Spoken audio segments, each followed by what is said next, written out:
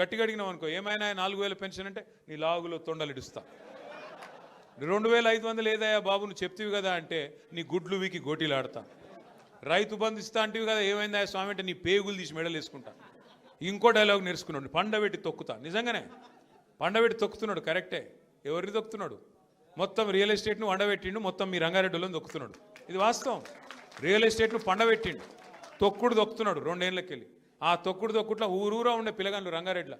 Real estate అంటే ఒక భూ యజమానులే కాదు కదా, కొనుక్కుంటోళ్ళు అమ్ముకుంటోళ్ళే కాదు కదా, దాని చుట్టూ ఆధారపడ్డ వ్యవస్థ ఉంటుంది. ప్రతి ఊర్లో పిల్లలు ఎంతమంది కొనుక్కున్నారు ఫార్చునర్లు, ఎంతమంది కొనుక్కున్నారు కార్లు. రియల్ ఎస్టేట్ బాగున్నప్పుడు యాదికి లేదా మనకు?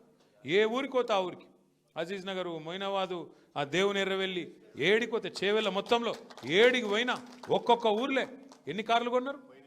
ఉన్నాయా? ఎప్పుడు పీకినాయి అన్ని? వాడు ఫైనాన్స్ వాడు గుంజుకపోయిండా?